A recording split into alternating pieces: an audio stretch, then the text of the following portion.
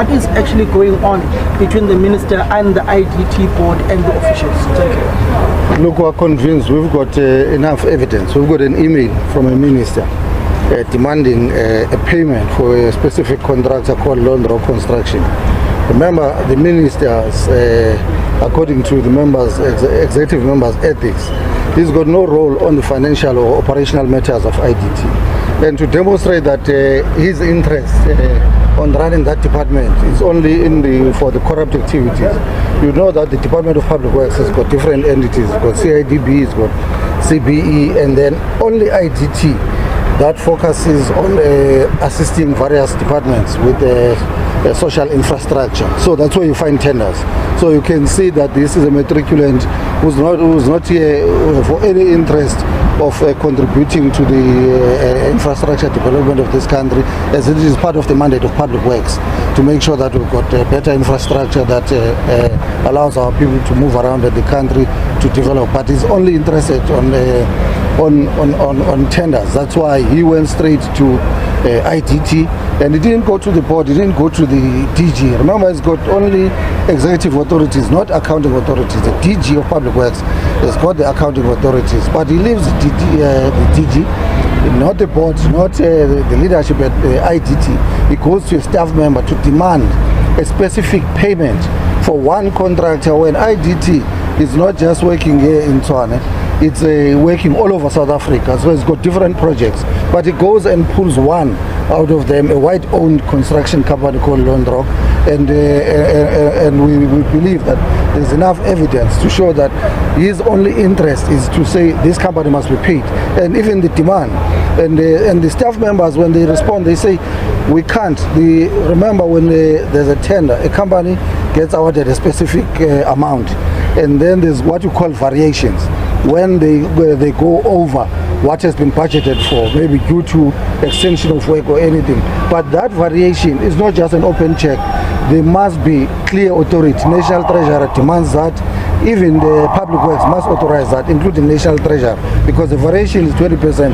That's why you can see this criminal, that's why he wanted to steal, because he didn't want even to listen to the staff member when they're saying, no, but this must be approved by National Treasurer. We can't just pay variations which have not been approved by National Treasurer or even Public Works. But he left all of them and demanded and threatened this staff member, because you can see that there are corrupt activities between him and Lone Rock, and he was there to benefit. So we know, and we've given police enough evidence. So they're not going to do a lot of investigation, because from the email that we have received, it shows that he's involved and he can't deny it. ENC. So how much was this contract worth? Remember, this is an anonymous tip-off, so we're not going to give you the contract amount. Also, the staff member, because we have to protect that staff member. We don't know. He's dealing with the construction company, which, you know, some of them are involved in that thing, what you call construction mafia.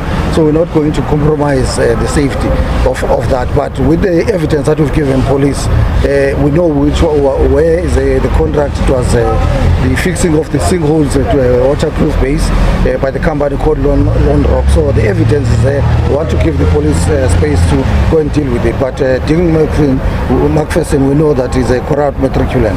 That's what we caution Cyril when he undermined people like Sihle. Sihle ran this department whenever had issues.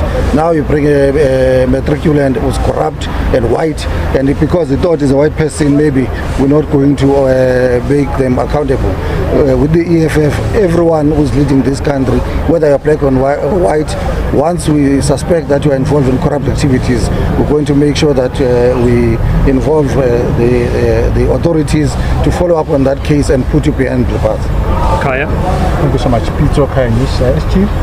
What charges have you put forward there with regard to the minister? And then also, there have been cases similar to this in the past, and then the NPA has been dragging its feet. I mean, I'll give an example. The Similarly case, it's still dragging. How are you going to make sure the EFF that this one get full attention? We've opened a case of corruption against the minister, because what he has done, it brought on corruption tendencies and activities to go and demand payment for a specific contractor and leave all the entire contractors. There are contractors that are still owed by this incompetent government, all the way from Eastern Cape and everywhere else. But he goes and picks one white contractor whom we believe are his own friends and his beneficiaries. So look, we know that we've got an incompetent government, but we're not going to stop doing what we're elected to do by the people of this country. We are members of parliament, we are the opposition, or maybe we can call us the main opposition in parliament, because we are the only one who are doing the work of holding the executive accountable, which now it's a coalition of DA and the ANC. We know that they drag their feet, especially when it's about their friends. So even on this case, we're going to follow it up and make sure that the NPA, they see to the end that there's prosecution that is going to take place on this case and all other cases that they seem to be dragging their feet.